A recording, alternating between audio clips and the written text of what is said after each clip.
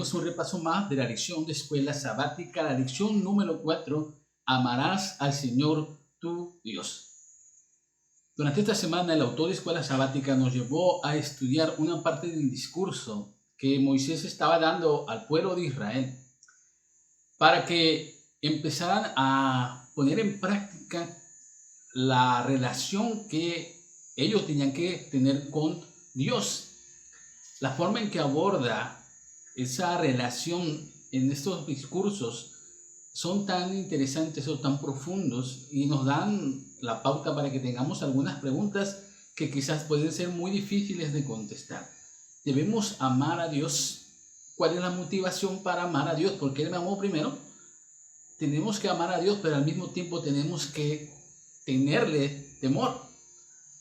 ¿Cómo podemos tenerle temor a alguien y al mismo tiempo amarlo libremente? ¿Cómo podemos amar libremente si tenemos que obedecer su ley? Esas preguntas fueron contestadas durante el estudio de esta semana y ojalá tú hayas podido profundizar también como yo en el estudio. Pero si todavía tienes preguntas para contestar, ojalá que a través de este repaso podamos tener respuestas afirmativas. Vamos rápidamente al primer versículo. ¿Quién debe amar a Dios? Deuteronomio capítulo 6, versículo 1. Estos pues son los mandamientos, estatutos y decretos que Jehová vuestro Dios mandó que os enseñase para que lo pongáis por obra en la tierra a la cual pasáis vosotros para tomarlas. En el capítulo 6 del libro de Deuteronomio, Moisés empieza a profundizar en las motivaciones que debe tener el pueblo de Israel. Aquí no estamos hablando solamente en el conjunto del pueblo de Israel, porque las palabras literales que Moisés emplea son personales, son individuales, para que tú las pongas por práctica, para que estos decretos se conviertan en parte de tu vida, de tu práctica, de tus hábitos. Les está hablando a cada uno de los israelitas. Acuérdense que estamos viendo la verdad presente en Deuteronomio, así que esas palabras también tienen que retumbar en nosotros actualmente, ¿ok? Deuteronomio capítulo 6, versículo 2 dice, estos decretos te los doy para que tú, tu hijo, el hijo de tu hijo, las tengan y las guarden, ¿ok? Dios desea que yo las guarde con un propósito especial. En Deuteronomio capítulo 6, versículo 3, Moisés les dice, para que te vaya bien. Y la primera norma que quiere que observe el pueblo de Israel, que cada israelita observe, es amarlo de forma absoluta, por encima del amor a cualquier otra persona u objeto. Entendamos, pongámonos dentro del público, regresemos en el tiempo y pongamos dentro del público que está escuchando por primera vez estas palabras de los labios de Moisés. Les está dando los 10 mandamientos nuevamente y les está pidiendo que ellos empiecen a obedecer estas ordenanzas. Pero en el primer lugar, empieza con una oración, que es la oración base del pueblo de Israel. La oración base, y que si nosotros cuando estudiamos esta semana, esa oración también debería de convertirse en una oración para nosotros. Es la oración que se conoce como el Shema.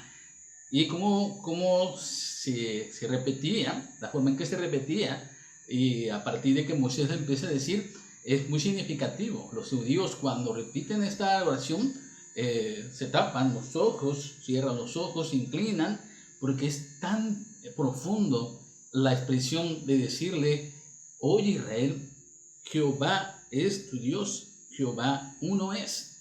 Oye Israel, te está hablando al israelita de manera particular. Oye, reconoce en primer lugar que Dios es el único Dios y que Él te ama profundamente. Y para que tú puedas tener esa relación íntima con ese Dios, tienes que dejar fuera todo lo que te aparte de esa relación con Él. Tienes que amarlo a Él por sobre todas las cosas, por encima de cualquier cosa que te distraiga del amor hacia Dios. Lo tienes que dejar y concentrarte en amar, en reconocerlo a Él. Dios usa el posesivo tú y no vuestro, ¿ok? Porque no es un mandato genérico, sino un mandato personal. Debo amar a mi Dios con todo mi corazón, con toda mi alma y con todas mis fuerzas. Porque Dios no viene a buscar un grupo de personas, no viene a buscar un grupo de iglesias.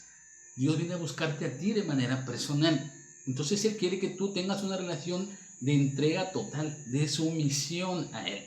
Entonces tú tienes que aprender a amar a Dios. Cuando tú das el primer paso de amar a Dios, acuérdense que Dios ya dio el primer paso porque Él estableció un pacto con el pueblo de Israel, lo vimos la semana pasada. Ahora, lo que tú tienes que hacer es empezar a que ese pacto tenga sentido en tu vida. Entonces el primer paso es amar a Dios con todo tu corazón, con toda tu alma y con toda tu fuerza. ¿Okay? Esas palabras de Deuteronomio también el Señor Jesucristo le dijo, y dijo, ese es el gran mandamiento, que amarás al Señor tu Dios. ¿Por qué? Porque estaba remitiéndose al libro de Deuteronomio. De entrada, la palabra amor, como la encontramos en Deuteronomio, la encontramos también en el libro de Cantares. Así que esa palabra de amor, que se refiere a esa relación del hombre con Dios, solamente está en el contexto de esa relación personal con Dios. No está hablando de un amor hacia tu prójimo, un amor hacia tu cónyuge, un amor hacia tus hijos. No, es un amor diferente, completamente ajeno a ese tipo de amor. Porque nosotros amamos de una manera en cual el corazón nos dicta o los sentimientos nos puede llegar a decir, ¿okay? Yo amo a mi esposa, yo amo a mis hijos, yo puedo decir yo amo a los tacos, pues podemos decir muchas cosas del amor. Pero el amor al que se refiere el libro de Deuteronomio es un amor sumiso, un amor total, un amor lleno de entrega, no a alguien, no a alguien que está a tu alrededor, sino a alguien que te creó, que te sustentó y que te redimió. Y ese es precisamente Dios. La pregunta aquí que debemos de hacerlo, ¿cómo podemos empezar a tener una relación de amor total, de sumisión total a Dios, pero con un Dios que no vemos, un Dios que no podemos palpar? Entonces, el amor hacia Dios tiene que llegar de manera muy profunda en tu vida para poder obedecerlo, porque esa es la segunda parte que nosotros vimos durante esta semana, ¿okay? Y aquí hay un paréntesis que tenemos que hacer. La segunda expresión que Moisés emplea, la primera es, tienes que amar a tu Dios, ¿ok? Ámalo con toda tu fuerza, tu alma, todo, ¿ok? Pero también dice que tienes que temerlo. Vamos a ver lo que dice Deuteronomio, capítulo 6, versículo 2. Para que temas a Jehová tu Dios. Aquí se estaba refiriendo Moisés cuando le pide al pueblo de Israel que ame a Dios y ahora que le está pidiendo que teman a Dios. ¿Cómo puede existir el amar y el temer al mismo tiempo? ¿Cómo pueden existir esos dos conceptos? ¿Okay? Tenemos que entender algo, que la palabra temer que nosotros traducimos, que nosotros entendemos en la mente de Moisés era completamente distinta al significado que tiene ahorita. Nosotros entendemos el temor como algo que nos produce rechazo, nos produce miedo, nos produce nerviosismo. Yo le tengo temor a la oscuridad, le tengo temor a los animales peligrosos, le tengo temor a las alturas, ¿okay? Nos provoca una sensación de alejarnos, ¿ok? Ahora, el temor al que estaba refiriéndose Moisés no era ese tipo de temor. El temor que estaba diciendo era reconocer a Dios como soberano sobre todas las cosas, de que sus ojos están fijos en todas las cosas que tú haces. Por lo tanto, está en toda la naturaleza, está en todo el ambiente en el que te desenvuelves. Ese temor, esa sensación de que tienes que estar reverente ante Dios y reconocerlo, que forma parte de todo lo que existe. Entonces, ese es el temor al que se estaba refiriendo, ¿okay? Tú vas a amar a Dios porque recuerda que Él está sobre todas las cosas. Y como no hay nada más que Dios, tienes que entonces reconocerlo a Él como el único que puede regir tu vida, ¿okay? Aquí hay una comparación. Yo voy a poner aquí un cuadro rápidamente, ¿okay? Temer miedo de Él, tenemos que entender que tenemos que tener miedo de Él porque hemos pecado y merecemos su castigo. Sin embargo, aunque merecemos el castigo por nuestros pecados, Dios nos perdona y nos da vida. Tenemos que admirar y respetarle por su autoridad, su poder, su justicia y su rectitud. Y con su poder nos transforma y nos hace apto para servirle y amarle. Es que es una clave en el versículo 6 al 10 de Deuteronomio, ¿okay? Que nosotros amamos a Dios. Decimos que amamos a Dios, reconocemos entonces a través del temor a Jehová que Él es el que sustenta todo y como tal le rindo reverencia, le doy el lugar preponderante en mi vida, ¿ok? Esta relación de amar y temer hace que tú puedas entonces servirle como Él quiere, ¿sí? Quiero que entendamos esto muy bien. No podemos andar por el mundo diciendo yo amo a Dios, yo amo a Dios, yo amo a Dios y no tener temor de todo lo que sucede a nuestro alrededor y en lo cual Dios está pendiente de lo que está sucediendo. No podemos decir que voy a andar por el mundo diciendo que amo a Dios y sin embargo no cuido mi cuerpo. Eso no significa entonces que yo no tengo temor a Dios, porque Dios me ha dicho que mi cuerpo es templo del Espíritu Santo. Yo no puedo andar por el mundo diciéndole que amo a Dios y hablar de un mensaje de amor cuando estoy ajeno al olor ajeno de mi familia, al olor de mis vecinos, al olor de las personas que son mi prójimo. Entonces yo no estoy reconociendo que ellos también merecen el temor, el de Dios, el cuidado de Dios. Entonces esos dos conceptos tienen que ir de la mano. Lo que Dios ha hecho conmigo a través del sacrificio de Cristo Jesús me lleva a amarlo y a temerlo al mismo tiempo. Entonces por eso Dios, cuando encontramos la figura de Jesucristo, eso nos permite a nosotros enlazar estos dos conceptos, ¿ok? Jesús pudo haber venido a esta tierra a condenar al mundo, sin embargo, Él vino a salvarlo. Él pudo venir a esta tierra a juzgar a todos los hombres y a dejar su sentencia de que eran pecadores y merecían morir. Sin embargo, Él dijo, no, yo voy a morir en su lugar, voy a sustituirlos porque los amo profundamente. Qué extraño concepto el de ese Dios que encontramos en la Biblia. En otras culturas, por ejemplo, los dioses de otras culturas son temidos. Entonces las personas tienen que llevar ofrendas para que esa furia, esa ira no se desate sobre ese pueblo. Y esa reverencia que ellos tienen es por un miedo irracional a lo que pueda sucederles. Tenemos un Dios que es todopoderoso, en el caso del cristianismo, un Dios que es grande, un Dios maravilloso y que nos dice, voy a amarte de tal manera que te voy a sustentar y voy a venir a esta tierra. Me voy a hacer hombre como tú, voy a sufrir las mismas tentaciones que tú, voy a sufrir el castigo que tú deberías sufrir y voy a morir en el lugar en que tú deberías estar. ¿Para qué? Para que te des cuenta de que solamente conmigo vas a tener la seguridad de la salvación. Solamente confiando en mí vas a poder encontrar la seguridad y la paz que tu alma necesita. Entonces, ese Dios que nos presenta la Biblia es un Dios que incluso en el camino a Cristo dice que será el método de estudio, la redención va a ser el método de estudio de la eternidad, porque los ángeles, los seres que no han caído, todavía están en la expectativa de entender cómo este Dios todopoderoso puede asimilar, encontrarse hasta lo más bajo por esta humanidad, que no la merecemos y es más, que lo rechazamos una y otra vez. Entonces, ese es un estudio para la eternidad. Nosotros tenemos que aprender por fe que hay que amar a Dios y hay que temer y reconocerlo con su soberanía. Vamos al siguiente versículo, por favor. ¿Por qué amar a Dios? ¿Cuál debería ser más mi motivación? Primera de Juan capítulo 4, versículo 9. Nosotros le amamos a Él porque Él nos amó primero. La mayor motivación que podemos tener para amar a Dios es que Él nos amó primero. ¿Sí? En Efesios 5:2 dice que se entregó a sí mismo por nosotros aún antes de que llegásemos a existir.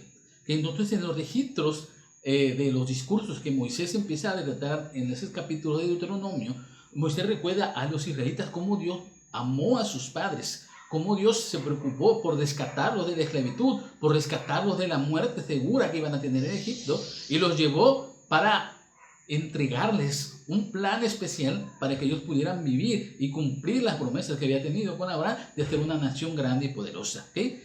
A este Dios, antes de que Dios le ordene amarlo, Él ya nos amó primero.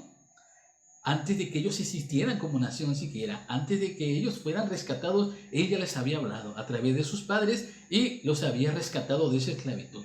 En la verdad presente, nosotros también tenemos que reconocer que Él nos ha amado de manera tan grande que nosotros no podemos hacer nada para justificar ese amor. ¿Okay? Solamente tenemos que aceptarlo. Dios nos ama y busca a esta humanidad caída constantemente y nos seguirá buscando hasta que Él se pueda manifestar y lo podamos ver cara a cara. Pero mientras, Él seguirá buscándote y seguirá entregándote ese sacrificio para que tú lo aceptes. Qué triste es que no puedas tener esa figura de Jesús como Él, con ese amor redentor, con ese sacrificio, para que sea tu motivación cada día. A veces nosotros tenemos miedo, tenemos problemas en la vida, tenemos dificultades, enfermedades que nos agobian y nos olvidamos de que todo es parte de un plan especial, de un Dios que nos ama y que sabe el destino de tu vida desde antes de que nacieras.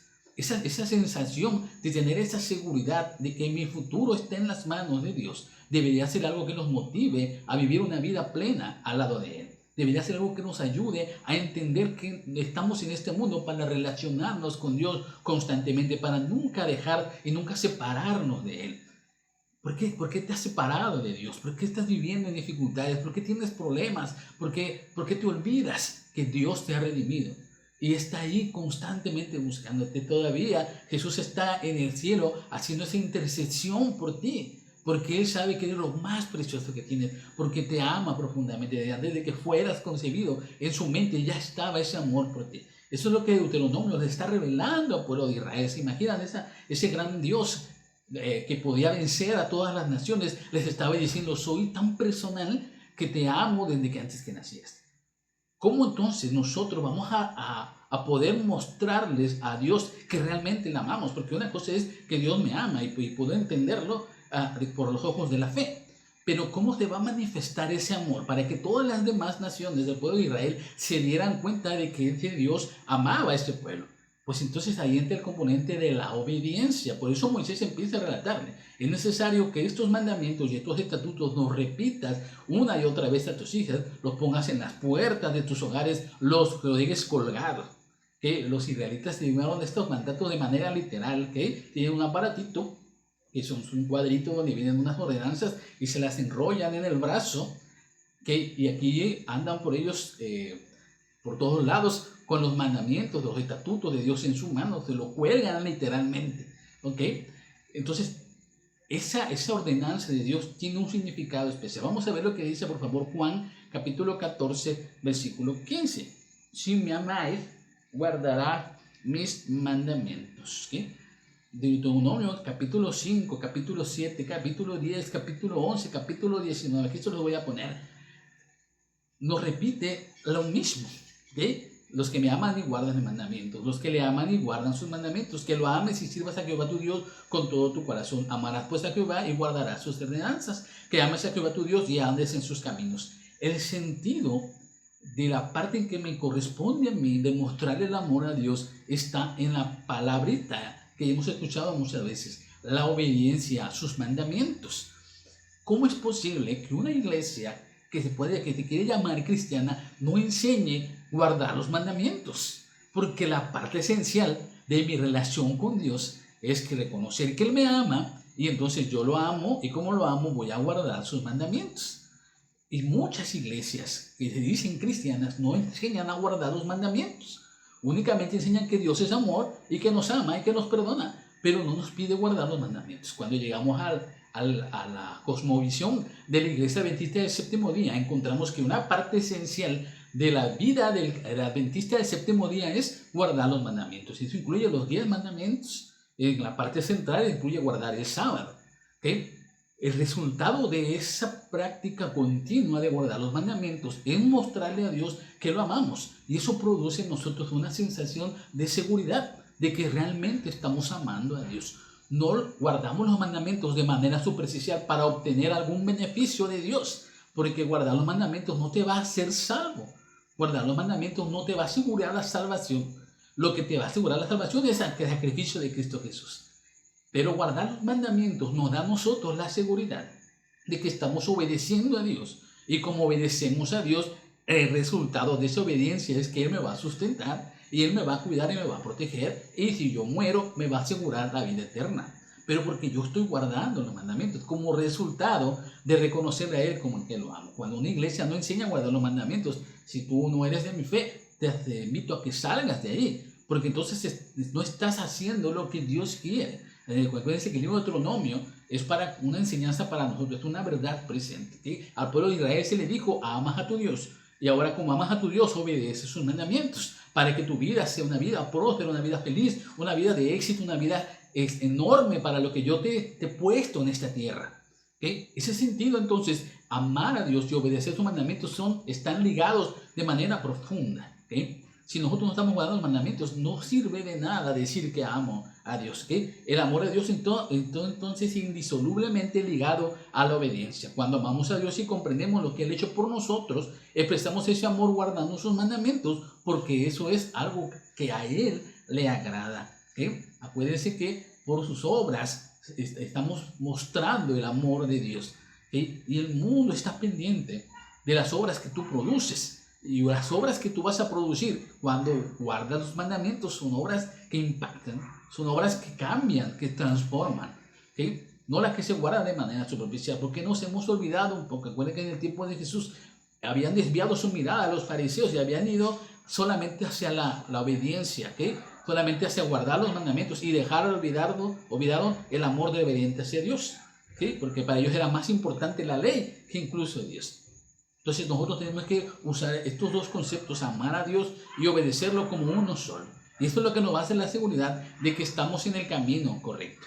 ¿Cómo debo amar a Dios? Entonces Moisés les dice la parte práctica. Acompáñenme a Marcos capítulo 12, versículos 29 y 30, que tiene relación con Deuteronomio. Jesús le respondió, el primer mandamiento de todos es: oye, Israel, el Señor nuestro Dios, el Señor uno es. Y amarás al Señor tu Dios con todo tu corazón, con toda tu alma, con toda tu mente y con todas tus fuerzas. Este es el principal mandamiento. Jesús sintetizó los mandamientos citando el Shema, la primera oración que les dije al principio. La base para la obediencia de cualquier mandamiento es el amor, ¿ok? Pero no cualquier amor. El amor a Dios ha de impregnar todo nuestro ser, nuestro corazón, nuestra mente, nuestro cuerpo, nuestra alma. Por eso tú obedeces a Dios a guardar los mandamientos cuando cuidas tu cuerpo. Tú obedeces a Dios cuando no mientes. Tú obedeces a Dios incluso. Acuérdense que la parte final, el primer versículo es: amarás a tu Dios, ¿ok? Solamente reconocer que Dios es el único al que tenemos que amar, que tenemos que guardar reverencia. En la parte final de los mandamientos dice: no codiciarás. Acuérdense que empieza con un mandamiento que tiene que ver con la mente, ¿ok? Voy a amar a Dios, entonces reconozco a Dios, que solamente hay un Dios. Y en la parte final de no codiciar también tiene una prohibición de pensar cosas que me van a alejar de Dios. No codiciar la mujer de mi prójimo, no codiciar los bienes de mi prójimo, no codiciar nada. O sea, está hablando de la mente. Entonces, el primero y último mandamiento del Éxodo 20 tienen relación íntima porque encierran lo mismo, que es la mente, ¿okay? Entre los 10 mandamientos encontramos la parte práctica. No matarás, no cometerás adulterio, o honra a tu padre y a tu madre, guarda el sábado. Estamos haciendo actividades prácticas que se ven. Por eso cuando Moisés les dice: guarda estos estatutos, les dice: los pondrás en tus manos. ¿Por qué en tus manos? Porque guardar los mandamientos implica una acción, como encontramos entre los 10 mandamientos. También se lo atarás, lo repetirás. Si lo repetirás, quiere decir entonces que me lo tengo que guardar en mi mente. Tengo que aprender los mandamientos una y otra vez. Los repito. Se los repetirás a tus hijos. Les enseñarás a ellos que con la mente y el corazón se empieza a guardar los mandamientos de Dios. Los pondrás en las puertas, en los dinteles de tus puertas los clavarás. ¿Por qué? Porque tu hogar también debería ser un reflejo de la obediencia a Dios. Si tú eres una persona que quiere obedecer a Dios, pero en tu casa alguno de tus miembros no obedece a Dios, no guarda los mandamientos, entonces no estás obedeciendo realmente a Dios. Por eso dice, vamos a ver la lección que viene, que también el extranjero que está dentro de tus puertas debe guardar los mandamientos. ¿Por qué? Porque el Señor quiere que sea un todo completamente, ¿okay? Empieza con la mente, sigue con la práctica, se vuelve un hábito y después termina también con la mente. Porque amar a Dios va a producir que poco a poco, cuando yo obedezca los mandamientos, mis pensamientos, que son de continuo al mal, empiecen a cambiar.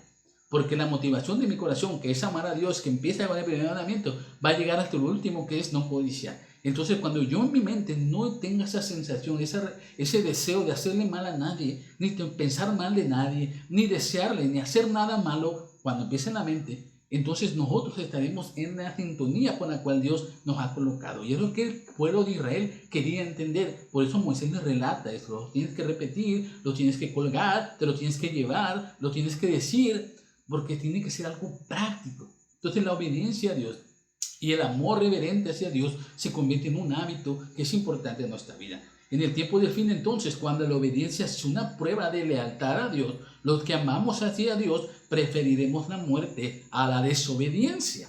¿Cómo te preparas para tener esa actitud de decir: yo voy a amar a Dios a pesar de que pierda mi trabajo, de que pierda mi dinero, de que pierda mis bienes, pierda mi casa, pierda mi auto, incluso pierda mi vida? Yo voy a seguir obedeciendo a Dios. Acuérdense que estamos siendo preparados para un periodo oscuro de esta tierra como nunca se ha visto antes. Pero necesitamos empezar a practicar esa obediencia a Dios, ese amor reverente, ese temor hacia Jehová, que se convierta en una parte esencial de mi vida. Cuando vengan esos tiempos difíciles y nos toca estar en ese momento de la historia crucial, entonces tendrás que tú asumir esa posición de obedecer a Dios, aunque se derrumbe todo a tu alrededor. Si esa es tu actitud que nació de un corazón que conoce a Dios porque ha estado con Él durante tantos años, entonces el Señor tiene el premio supremo para ti inmediatamente, que es la vida eterna. Yo te quiero dejar con este consejo de Elena G. de White, de Hechos de los Apóstoles, página 440. Un amor supremo hacia Dios y un amor abnegado hacia nuestros semejantes es el mejor don que nuestro Padre Celestial puede conferirnos. Tal amor no es un impulso, sino un principio divino, un poder permanente. En el corazón que ha sido renovado por la gracia divina, el amor es el principio dominante de acción. Modifica el carácter, gobierna los impulsos, controla las pasiones y ennoblece los efectos. Ese amor, cuando uno lo alberga en el alma, endulza la vida y esparce una influencia ennoblecedora en su derredor. El G. de White nos lo aclara muy bien. ¿Qué es lo que tienes que hacer entonces a partir de hoy? Amar al Señor tu Dios. ¿Con qué? Con toda tu alma, con toda tu fuerza, con toda tu mente, con todo lo que tengas. Temer a Dios, teme a Dios, reconoce lo que está en todas partes, reconoce lo que es su mente, que es tu corazón, que sus ojos están en todo a tu alrededor. Y domina tu vida, domina tus impulsos y empieza a ejercitar que tu mente se convierta en una mente que esté lo más elevada, que su mirada siempre esté viendo los méritos de Cristo Jesús. Quiero orar por ti para terminar este repaso y que Dios pueda iluminarnos cada día. Nuestro Dios, gracias te damos por la oportunidad que nos das de poder estudiar reverentemente tu palabra. Ayúdanos a hacer ese reconocimiento que dijiste al pueblo de Israel, de obedecerte, pero sobre todo de amarte profundamente. Y que ese amor produzca un cambio y una transformación en mi vida y que contagie no solamente a mí, sino a todos los que me rodean. Quédate con nuestros oyentes y acompáñanos también. Te lo pedimos en Cristo Jesús. Amén. Bendiciones a cada uno de ustedes. Tengan un muy feliz sábado.